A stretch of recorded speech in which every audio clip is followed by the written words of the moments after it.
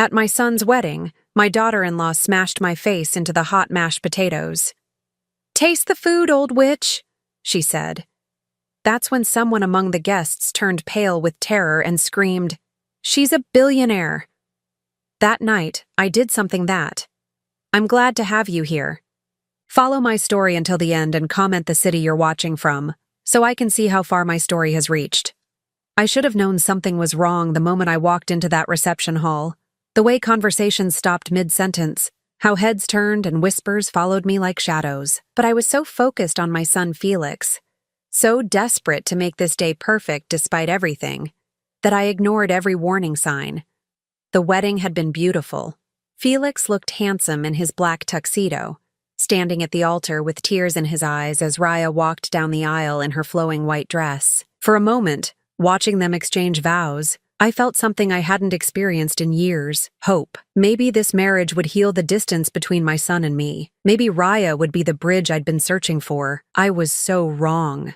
The reception was held at the grand ballroom downtown, with crystal chandeliers casting warm light over round tables draped in ivory linens. I'd offered to help pay for the venue, but Raya had insisted they handle everything themselves. "We want to do this our way, Mrs. Morrison," she'd said with that sweet smile that never quite reached her eyes. I found my assigned seat at table 12 near the back. Not at the family table where Felix's new in-laws sat laughing and toasting. Not even close to the head table where the bride and groom would sit. Table 12, with distant cousins I barely knew, and family friends who seemed uncomfortable making conversation with me. The evening dragged on with speeches and dancing. I watched Felix spin Raya across the dance floor, her laughter ringing out above the music. He looked so happy, so completely absorbed in his new wife. When was the last time he'd looked at me like that? When was the last time he'd looked at me at all with anything other than polite tolerance? Dinner was served around 8 o'clock. Prime rib, roasted vegetables, and garlic mashed potatoes. I picked at my food, my appetite gone. The woman next to me, Felix's great-aunt Margaret, kept shooting me sympathetic glances. "You must be so proud," she whispered, leaning close enough that I could smell her floral perfume. "I am," I replied, forcing a smile. "Felix deserves happiness." That's when I noticed Raya making her way toward our table. She moved with purpose, her jaw set in a way that made my stomach clench. Felix was nowhere to be seen, probably in the bathroom or outside getting air. "Mrs. Morrison," Raya said when she reached my chair. Her voice was loud enough to carry to nearby tables. "I wanted to personally thank you for everything you've done for Felix." Something in her tone made me tense. "Of course, dear. He's my son. Yes, he is." Her smile was sharp now, predatory. "And you've been such a dedicated mother, working all those night shifts, missing his school plays, his baseball games.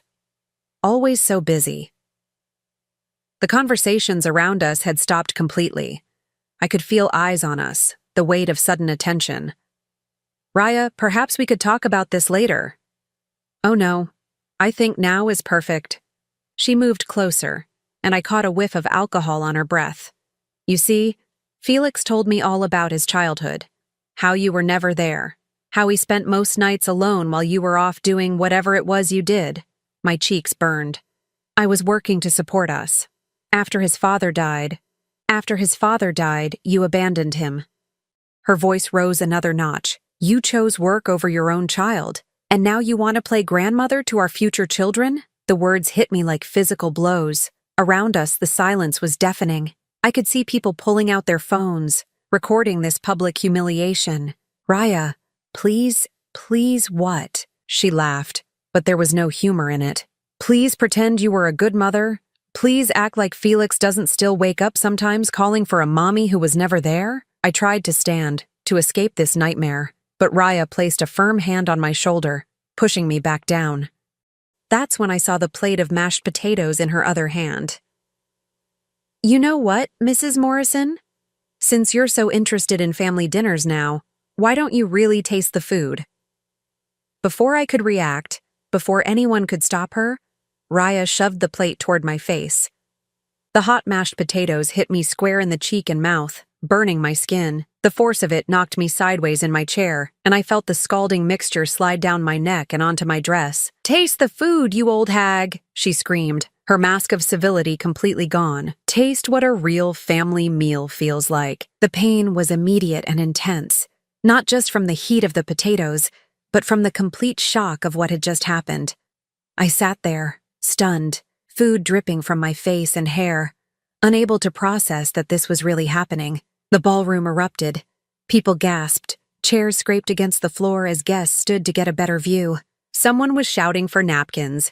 Another person was calling for hotel security. But through it all, I heard one voice above the chaos. A man I didn't recognize, standing near the bar with his mouth hanging open. "Oh my God," he said, his voice carrying across the suddenly quiet room. "Do you people have any idea who you just attacked? That's Della Morrison. She's worth over $3 billion. The silence that followed was deafening. Every eye in the room turned to me, sitting there covered in mashed potatoes, my carefully styled hair ruined, my dignity shattered. $3 billion. The number hung in the air like an accusation. Raya's face went white. Her hand, still holding the empty plate, began to tremble. Around us, I could see the gears turning in people's minds, recalculating everything they thought they knew about the modest woman in the simple blue dress. I finally managed to stand, potato mixture still sliding down my face. Without a word, I walked toward the exit, my heels clicking against the marble floor in the absolute silence. No one tried to stop me, no one said a word, but as I reached the door, I heard Felix's voice behind me, confused and desperate. Mom, wait! What's he talking about? What $3 billion? I didn't turn around. I couldn't bear to see the look in my son's eyes. The questions, the accusations, the realization that his mother had been lying to him his entire life. That night, sitting in my small apartment washing mashed potatoes out of my hair, I made a decision that would change everything. They wanted to know about the $3 billion. They were about to find out exactly what Della Morrison was capable of when pushed too far. 3 days passed before Felix called. 3 days of sitting in my small apartment, staring at my phone, waiting for it to ring. When it finally did, his voice was different, colder, more distant than I'd ever heard it. "We need to talk," he said without preamble. No greeting, no asking how I was after what happened at his wedding. "Raya wants to apologize." Of course she did. Now that she knew who I really was, suddenly she wanted to apologize. "I'll come to your place," I said quietly. "No." His response was quick, sharp. "Neutral ground. That cafe on 5th Street. 1 hour." The line went dead before I could respond. I sat there holding the phone, feeling the familiar ache in my chest that had become my constant companion over the years. This was how Felix talked to business associates, not his mother. But then again, Felix had never really known his mother. Not the real one. I arrived at the cafe early, choosing a corner table where we could have privacy. The autumn rain drummed against the windows, matching my mood perfectly. When Felix walked in, I almost didn't recognize him. The joy from his wedding day was gone, replaced by something harder, more suspicious. Raya wasn't with him. "Where's your wife?" I asked as he sat down across from me. "She's processing everything." He ordered coffee from the waitress, then fixed me with a stare I'd never seen before. "Is it true, Mom? Are you really worth billions?" The question hung between us like a landmine.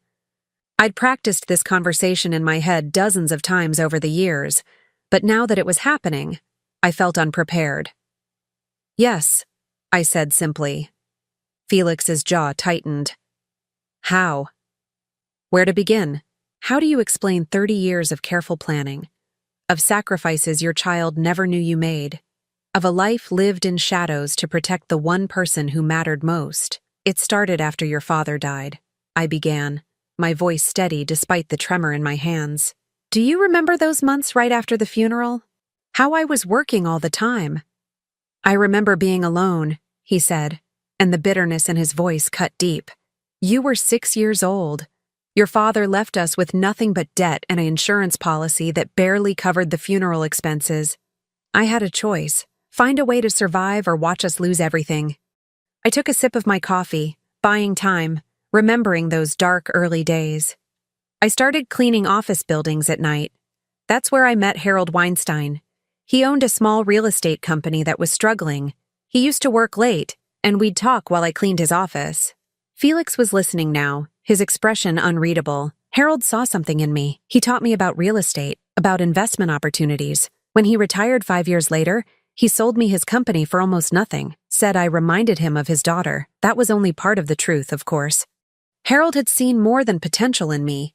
He'd seen desperation, intelligence, and a work ethic that bordered on obsession. He'd also seen a woman who would do anything to secure her child's future. I was good at it, Felix. Better than good.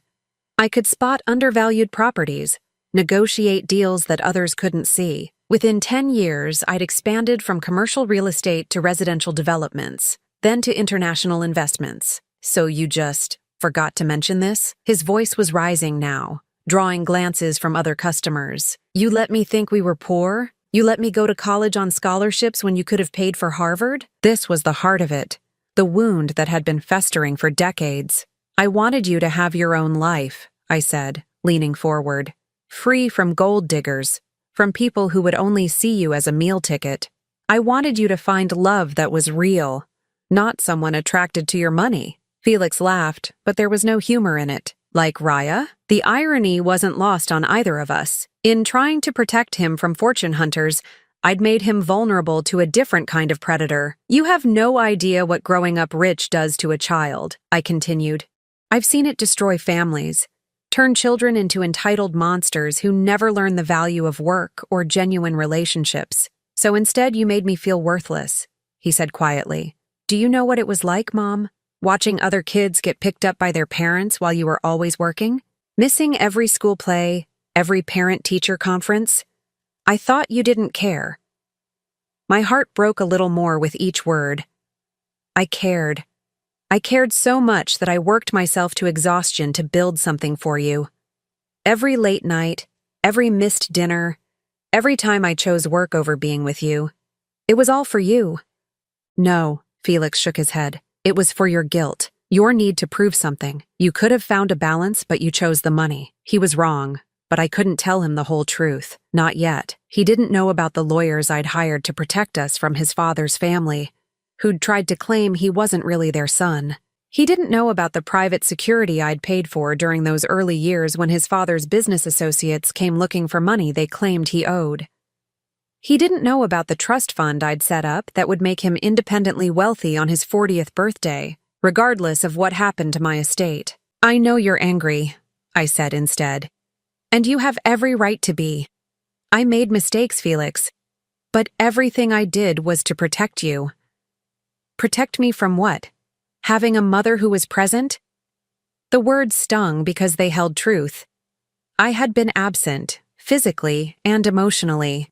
The empire I'd built had consumed me, driven by a terror that if I ever slowed down, if I ever let my guard down, something terrible would happen to the only family I had left. From people like Raya, I said quietly. Felix's face flushed red. Don't you dare. Raya loves me. Raya attacked me at your wedding reception, I reminded him. In front of 200 people? She humiliated me publicly? Is that what love looks like to you? She was protecting me from someone she thought was a selfish, absent mother, and maybe she was right. The words hit their mark. I sat back in my chair, feeling suddenly very old and very tired. Maybe she was, I agreed.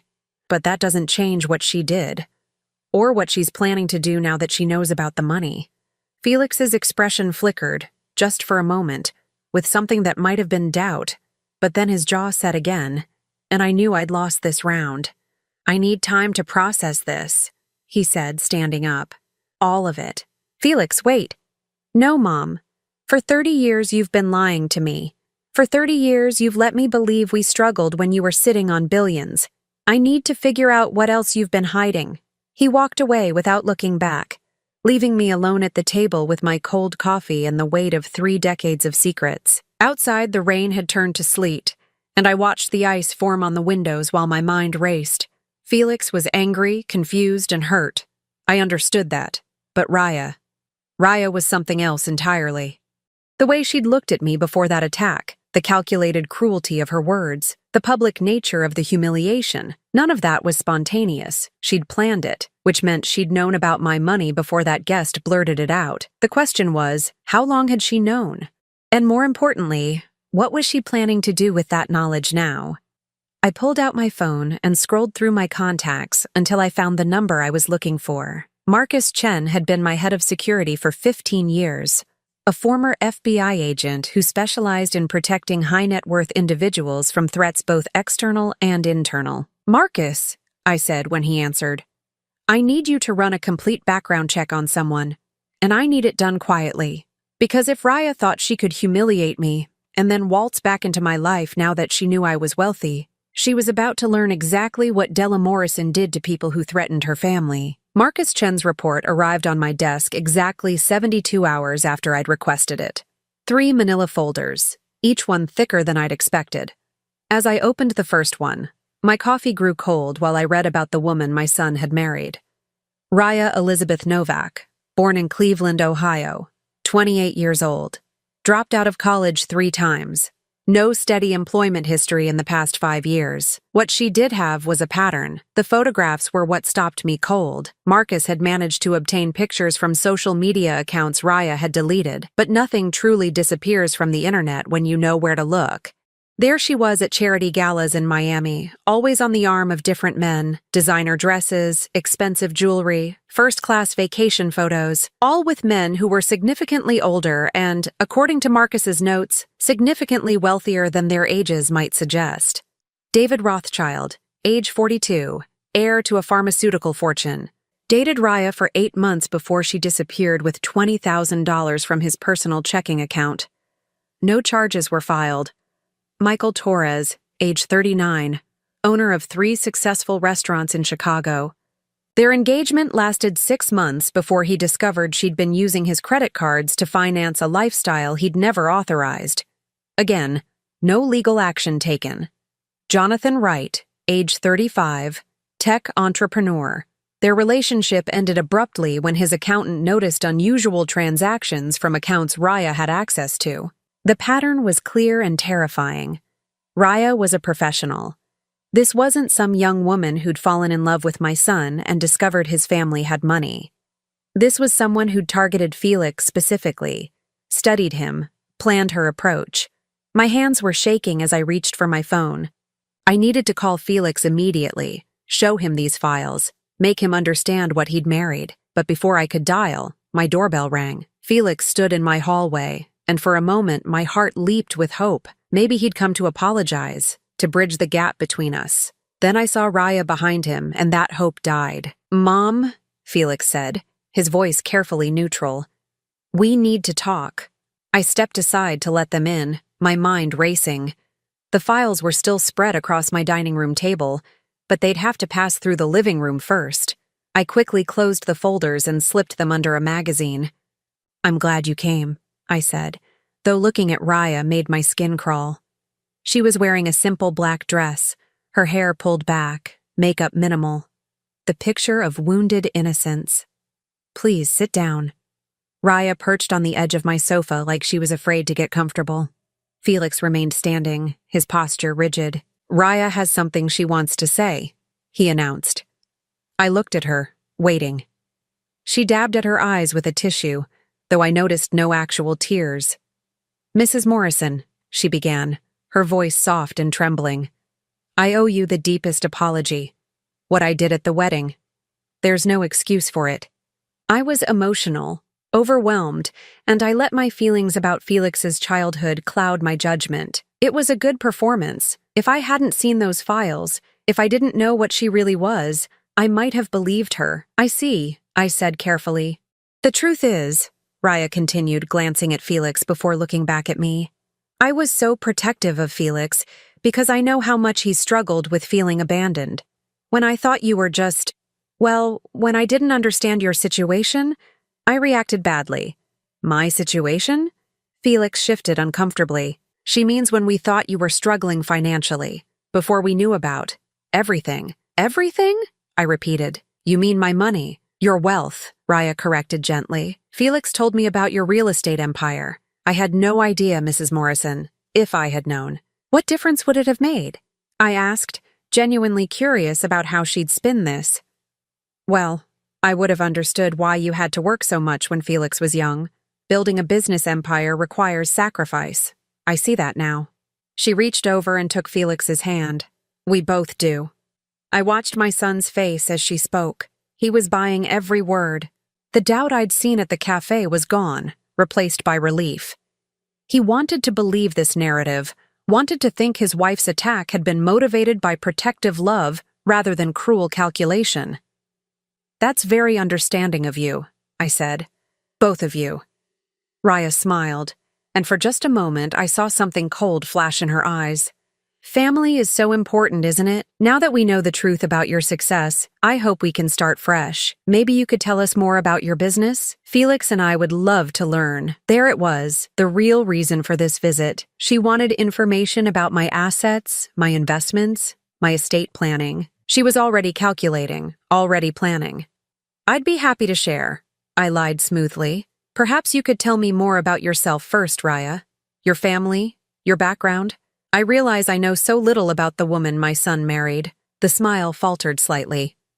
Oh, there's not much to tell. I grew up in Ohio, small-town girl. My parents passed away a few years ago. No siblings. Felix is really all the family I have now. Every word was carefully chosen to paint her as vulnerable, alone, deserving of protection and support. But I knew better now. Her parents were alive and well, living in a modest suburb of Cleveland. She had 2 brothers and a sister, all of whom had cut contact with her years ago for reasons Marcus was still investigating. How tragic, I said, losing your parents so young. It was difficult, she agreed, dabbing at those non-existent tears again. But it taught me how precious family is, how important it is to hold on to the people you love. Felix squeezed her hand, and I saw the way he looked at her, protective, adoring, completely blind to what was happening right in front of him. Actually, Raya continued, Felix and I have been talking about the future, about children, about providing for them. It's wonderful to know they'll have such a successful grandmother. My blood turned to ice. Children. She was already planning her next move, thinking about grandchildren who would tie her permanently to my family and my fortune. Children are a blessing, I managed to say. We're trying, Felix added, and the openness in his voice broke my heart. We want to start a family right away. How wonderful, I said, though inside I was screaming. I needed them gone. I needed time to think, to plan, to figure out how to save my son from this trap he'd willingly walked into. Actually, I said, standing up, I have a conference call with my lawyers in a few minutes about updating my estate planning. Perhaps we could continue this conversation another time. Raya's eyes sharpened at the mention of estate planning, though she tried to hide it.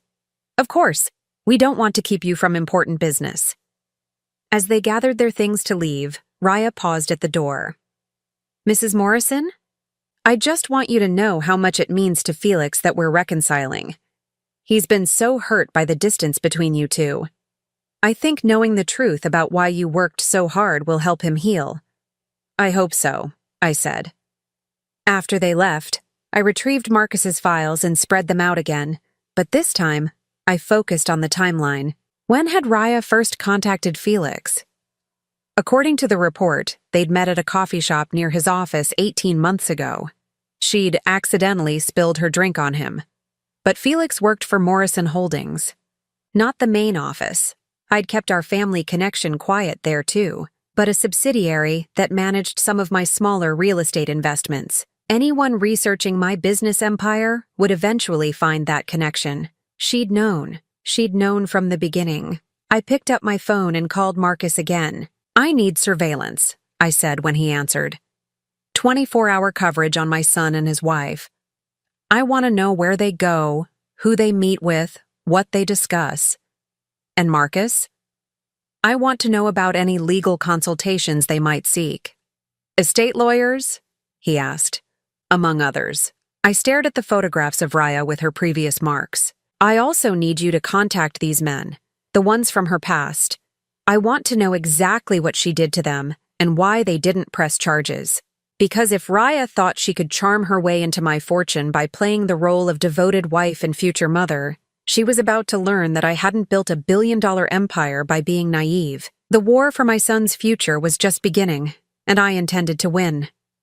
But as I looked at the photos of Felix and Raya leaving my building, his arm around her waist, her head on his shoulder, I realized that winning might cost me the only thing I'd ever truly cared about.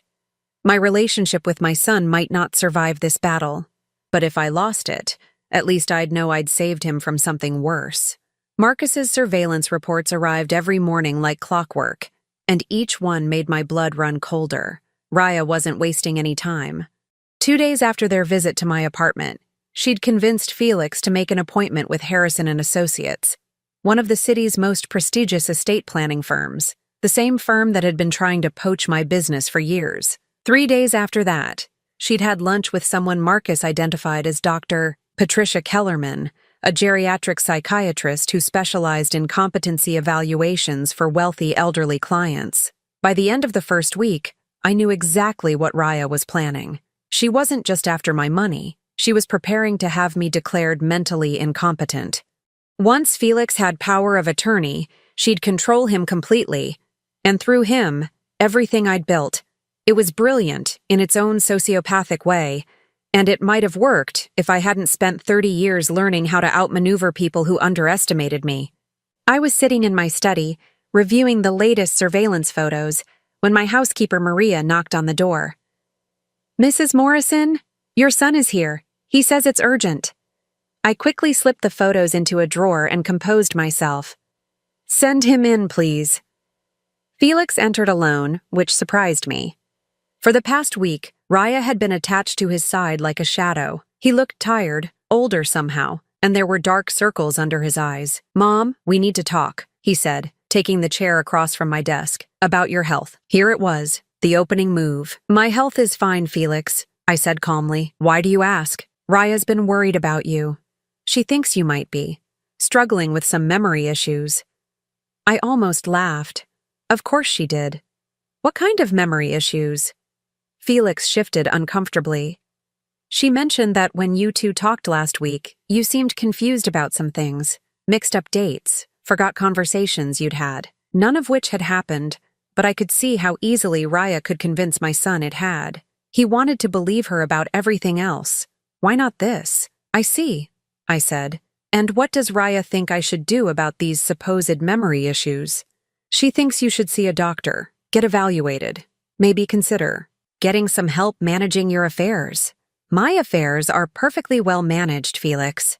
"Are they?" He leaned forward, and I saw genuine concern in his eyes. "Mom, you're 73 years old, sitting on billions of dollars, and you live alone in a one-bedroom apartment. That's not normal." It was exactly the argument I'd expected. Paint my modest lifestyle as evidence of declining mental capacity rather than a deliberate choice to live quietly. "I live the way I choose to live," I said. "The same way I've lived for 20 years. "But that's just it," Felix said, his voice rising slightly. 20 years ago, I thought we were poor. Now I find out you've been wealthy this whole time. How do I know what else you've been hiding? How do I know you're making good decisions about anything?" I studied my son's face, seeing the genuine confusion and worry there. Raya was good. She'd planted seeds of doubt that were growing exactly as she'd planned. "What would make you feel better?" I asked. "Just see a doctor, Mom. Get a clean bill of health. Then we can all stop worrying." "All?" "Raya and me. We just want to make sure you're okay." I nodded slowly, as if considering it. "I suppose that would be reasonable. Do you have someone in mind?" Felix relaxed slightly. "Actually, Raya found someone. Dr. Kellerman. She specializes in seniors, has a great reputation." Of course she had. The same Dr. Kellerman who'd had lunch with Raya the week before. The one who'd probably already been briefed on what diagnosis would be most helpful for my daughter-in-law's plans. "I'd prefer to choose my own doctor," I said. Felix's jaw tightened. "Mom, you can't just keep refusing help. This is about your safety, your well-being."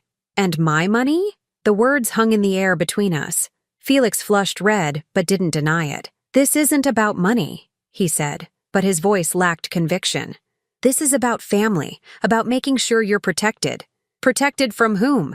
From yourself. From people who might take advantage of you. He was standing now, pacing in front of my desk. Do you have any idea how vulnerable you are? How many people would love to get their hands on your fortune? Yes, I said quietly. I do. Something in my tone made him pause. He looked at me more carefully, and for a moment I saw a flicker of the intelligent boy he'd once been. What's that supposed to mean? It means I've been protecting myself and my assets for 30 years, Felix. It means I know exactly who poses a threat to my well-being, and it's not strangers. Then who? I met his eyes steadily. Ask yourself who benefits most if I'm declared incompetent. Who gains control of my assets if something happens to me? Who suggested the doctor? Who's pushing for the evaluation? Who's been so concerned about my mental state since learning about my wealth? Felix went very still. You're talking about my wife. I'm talking about patterns, Felix. About people who target wealthy individuals for financial exploitation. That's insane, he said, but his voice had lost its edge. Raya loves me. She married me before she knew about the money. Did she? The question hit its mark. I saw doubt flicker in his eyes again, stronger this time. What are you saying? I'm saying you might want to ask yourself how a woman with no job and no family savings afforded the designer dress she wore to your wedding. How she's been able to maintain the lifestyle she's been living for the past 2 years. Where the money comes from. Felix was quiet for a long moment, processing. When he spoke again, his voice was barely above a whisper.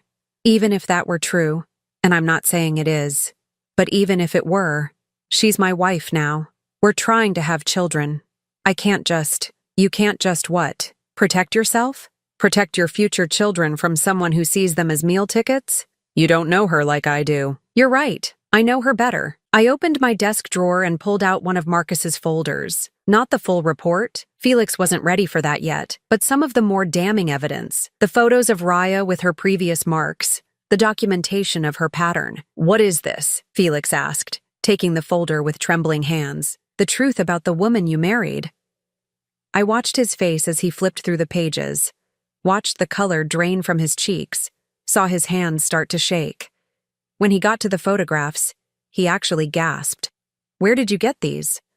I had her investigated, the same way I investigate any potential threat to my family. You had my wife investigated! His voice was rising again, but now it was shock rather than anger. I had a stranger who attacked me at my son's wedding investigated, I corrected. A stranger who suddenly became very interested in reconciliation once she learned about my wealth. Felix sank back into his chair, still staring at the photos. These men, who are they? Her previous targets, all wealthy, all significantly older than their wives' usual demographic, all left poorer after their relationships with your wife ended. This can't be real. This has to be some kind of mistake. I pulled out my phone and played an audio file. Marcus had been thorough in his investigation, including interviews with Raya's previous victims. She was perfect at first, said the voice of David Rothschild. Loving, attentive, made me feel like the most important man in the world. But looking back, I can see how calculated it all was. Every gesture, every word, every emotion was designed to make me trust her completely. Felix's face crumpled as he listened. When the recording ended, he looked at me with eyes full of pain.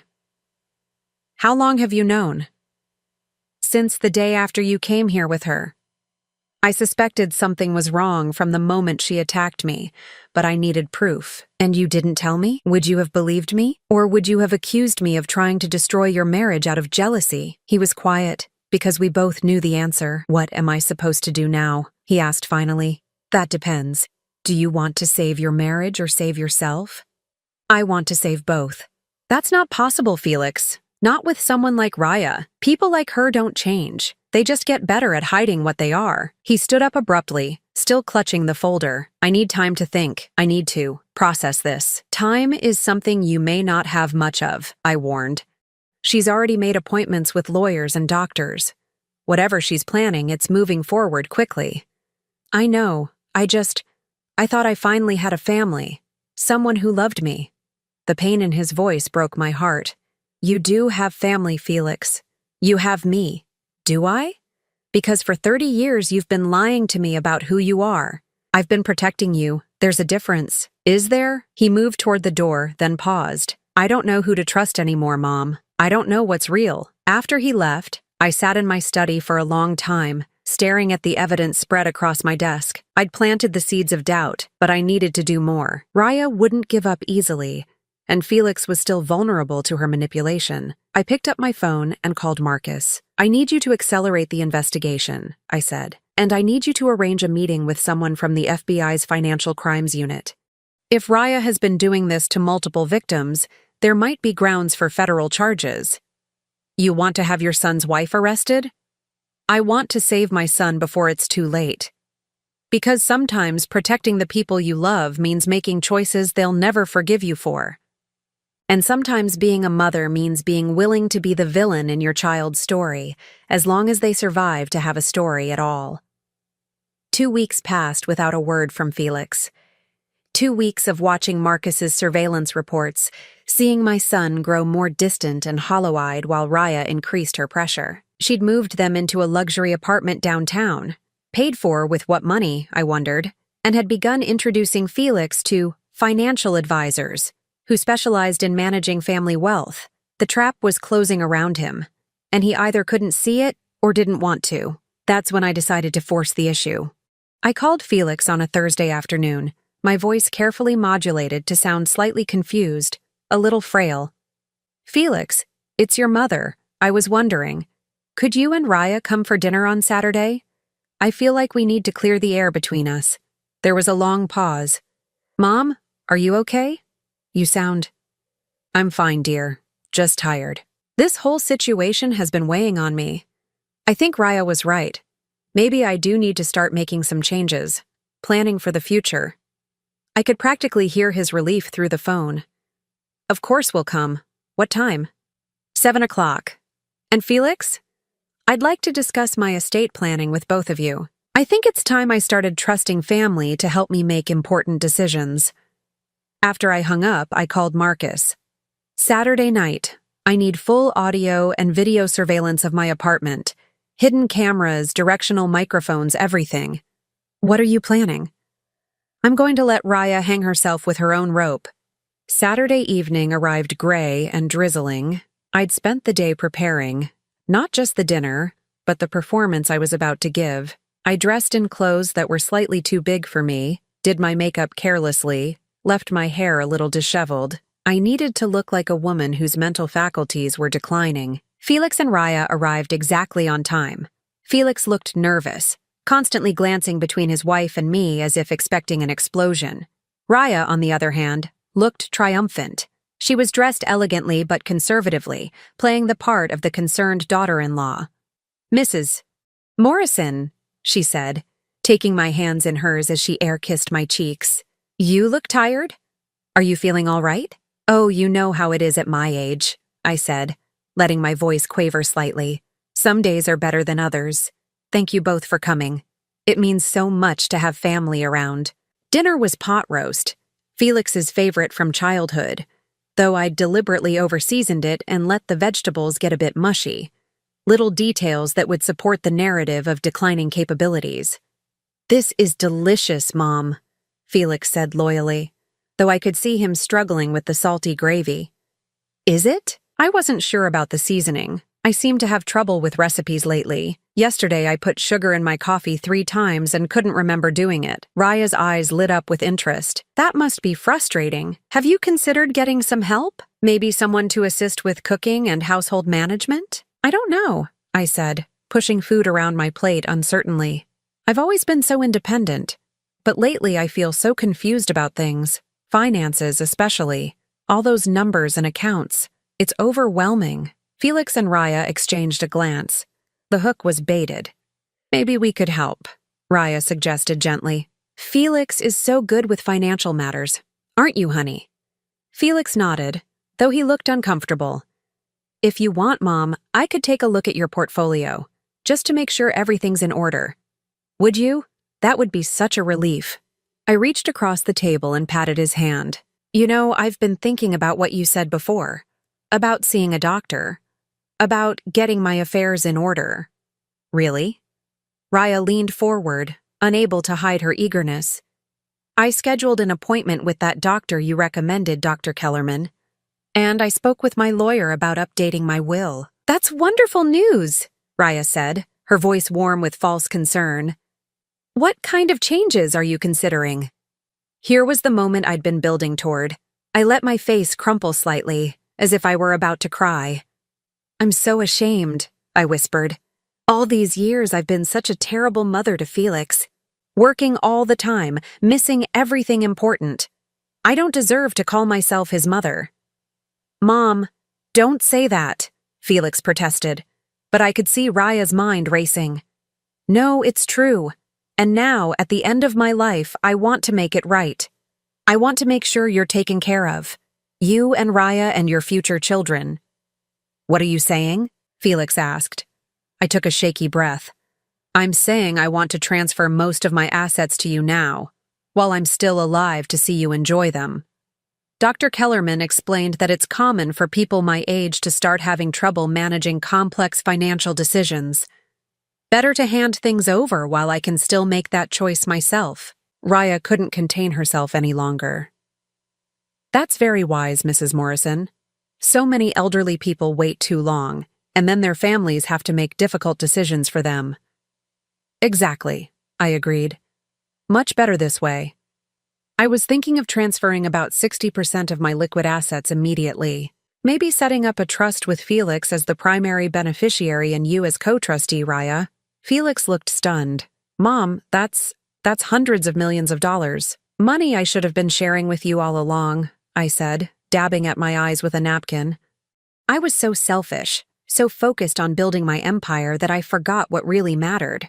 Family. Raya was practically glowing. This is such a generous gesture, and so practical. Felix, your mother is showing real wisdom here. I suppose, Felix said slowly. But Mom, are you sure? That's a huge decision. I'm sure, I said firmly. In fact, I'd like to get the paperwork started as soon as possible. Maybe this week? I have an appointment with Dr. Kellerman on Tuesday for the competency evaluation, and I'd like to have everything signed before then. Why before? Felix asked. I let my voice get small and frightened. In case she finds something wrong with me. If there are problems with my memory or judgment, I want to know that I made this decision while I was still myself. Raya reached over and squeezed my hand. That's very thoughtful, Mrs. Morrison. Very responsible. There's just one thing, I added, as if it had just occurred to me. My lawyer insists on recording our conversation about the transfer, legal protection, he says, to prove that I'm making this decision freely and with full understanding of what I'm doing. For just a moment, Raya's mask slipped. I saw calculation in her eyes, then caution, but greed won out. Of course, she said smoothly. Complete transparency is always best in these situations. The rest of dinner passed in a blur of planning. Raya suggested lawyers who could expedite the process. She mentioned financial advisors who could help manage the transition. She even brought up the possibility of Felix taking a more active role in my business operations. As they prepared to leave, Raya hugged me warmly. Mrs. Morrison, I want you to know how much this means to Felix, to both of us. You're giving us such a wonderful gift. It's the least I can do, I said. After all the years I lost with my son. Felix kissed my cheek goodbye, and I saw something in his eyes that broke my heart. Hope. He genuinely believed this was his mother trying to make amends, trying to rebuild their relationship through generosity. He had no idea he was about to witness his wife's complete destruction. After they left, I sat in my apartment for exactly 1 hour. Then I called Marcus. Did you get everything? Crystal clear video and audio. She took the bait completely. Good. Now I need you to contact FBI agent Sarah Chen. I know. Different Chen, no relation. Tell her I have evidence of an ongoing scheme to defraud an elderly person. Tell her I have surveillance footage of the perpetrator discussing specific plans to manipulate a competency evaluation and gain control of assets through coercion. You're really going through with this? I thought about Felix's hopeful face, about the grandchildren Raya was planning to use as emotional leverage, about the decades of careful planning she was trying to unravel. She made one mistake, I said. She assumed that because I'm 73 and live modestly, I must be weak. She confused appearance with reality. And Felix? That was the question that had been haunting me. My son would hate me for this. He might never forgive me. But he would be free. Felix will understand eventually. And if he doesn't, well, at least he'll be alive and financially secure to hate me. Because sometimes being a mother means saving your children from themselves, even when they can't see the danger, even when they'll never thank you for it. Tuesday morning, Dr. Kellerman would find herself explaining to federal agents why she'd agreed to provide a predetermined diagnosis. Raya would discover that elderly victims aren't always as helpless as they appear, and Felix would learn that his mother's greatest act of love wasn't giving him money. It was taking away the woman who would have destroyed him. The game was almost over. I just had to survive the final move. The call came at 6 in the morning on Tuesday. Felix's voice was raw, shaken, barely recognizable. "Mom? They arrested Raya." I was already dressed, already waiting. I'd been awake since 4, knowing this moment would come. "What happened?" I asked, though I knew exactly what had happened. The FBI had moved faster than I'd expected. Federal agents came to our apartment at 5 a.m. They had a warrant. They said she's being charged with elder fraud, conspiracy, and something about crossing state lines to commit financial crimes. His voice broke. "Mom, they showed me things. Documents, recordings, evidence of other people she's done this to." "Where are you now?" "At the police station. They wanted to question me, but my lawyer says I'm not a suspect, just a victim." The word came out bitter, self-loathing. "Come home, Felix. Come to my apartment. I don't know if I can face you right now." "Come anyway." 2 hours later, my son stood in my doorway looking like he'd aged 10 years overnight. His clothes were wrinkled, his hair disheveled, his eyes red from crying. When he saw me, his face crumpled. "How long have you known?" he asked. "Sit down, sweetheart." "How long?" "Since the day after your wedding." He sank into my sofa, his head in his hands. "You've known for weeks that my wife was a criminal, and you didn't tell me?" "I tried to tell you. You wouldn't listen." "You could have tried harder." "Could I?" I sat down across from him. "What would you have done if I'd shown you that evidence 2 weeks ago? Would you have believed me? Or would you have accused me of hiring investigators to destroy your marriage because I was jealous?" Felix was quiet because we both knew the answer. "The FBI agent who interviewed me," he said finally, "she told me that Raya has been doing this for at least 5 years. Multiple victims across multiple states. They think she stole over $2 million from the men she targeted before me." "I know. And you knew that too?" "Yes." "Jesus, Mom." He looked up at me with eyes full of pain. "Do you know what it feels like to find out that your entire marriage was a lie? That the woman you thought loved you was just calculating how much you were worth?" My heart broke for him. "No, Felix, I don't know what that feels like. But I know what it feels like to watch your child being destroyed by someone who pretends to love them." She seemed so perfect, so understanding about my childhood, about our relationship. She made me feel like someone finally got it, you know? Like someone finally understood why I was angry with you. That's what people like Raya do. They find your wounds and make you think they're the medicine. Felix stood up and walked to my window, staring out at the city below. "She's pregnant, Mom." The words hit me like a physical blow. "What?" "She told me last week. Said she wanted to wait until after dinner with you to announce it. Said she wanted us to be a united family before bringing a baby into the world." His laugh was hollow. Even that was probably a lie. I felt cold all over. A baby would have been the ultimate leverage, the one thing that would have tied Felix to Raya permanently, regardless of what he discovered about her past. "The FBI will want to verify that," I said carefully. "If she's lying about the pregnancy. And if she's not, if there really is a baby?" I didn't have an answer for that. The thought of my grandchild being born to a woman like Raya was almost unbearable. "We'll figure it out," I said, "one step at a time." Felix turned back to me, his expression hardening. "Will we? Because I'm starting to wonder if I can trust anyone anymore. You lied to me my entire life about who you were. Raya lied to me about who she was. How am I supposed to know what's real? You start by asking yourself who benefits from the lies," I said. "I lied to protect you from gold diggers and fortune hunters. Raya lied to exploit you. Intent matters, Felix. Does it? Because either way, I feel like I don't know my own life. I stood up and walked over to him. Then let me tell you your life.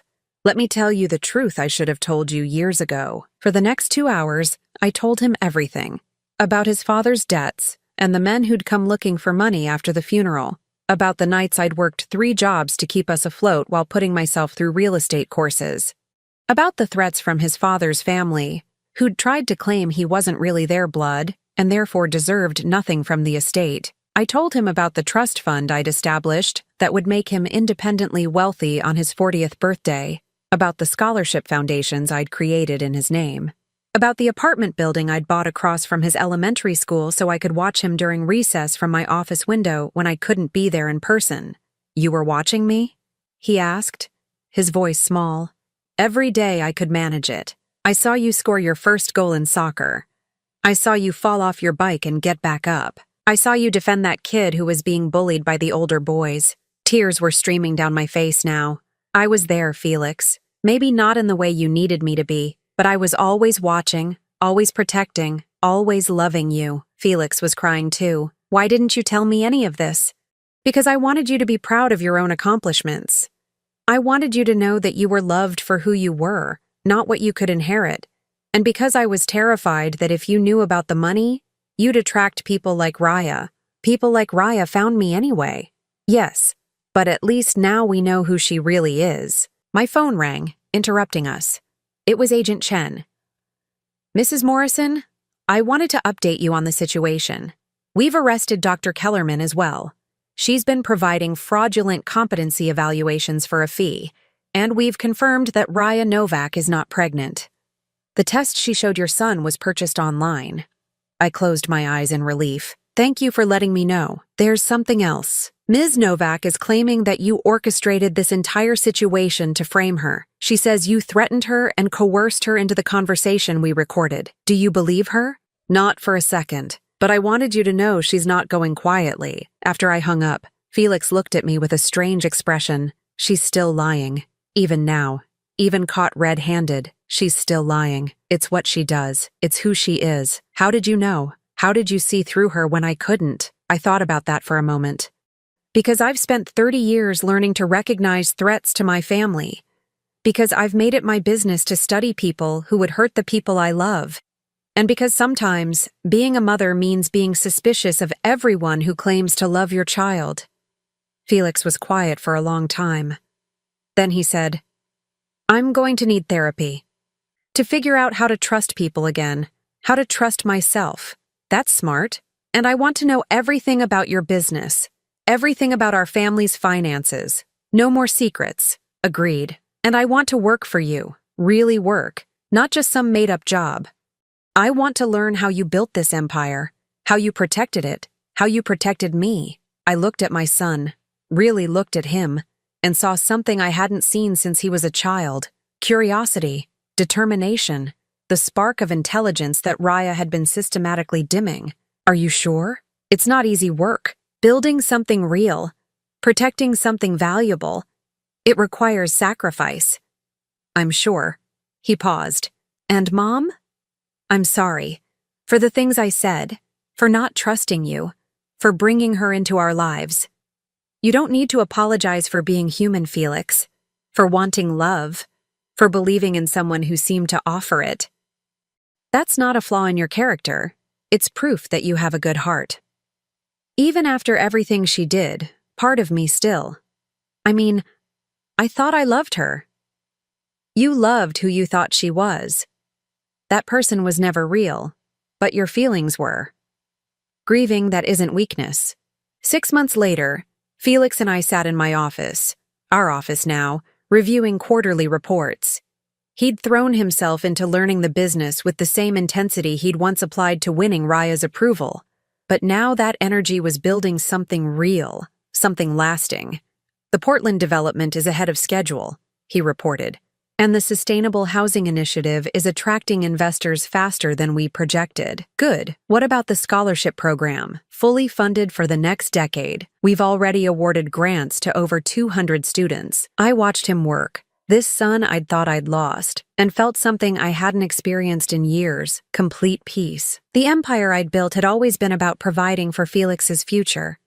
Now it was about building that future together. Felix, I said, I want you to know something. Everything I did, every choice I made, even the mistakes, it was all worth it to get to this moment. He looked up from his reports and smiled. I know, Mom.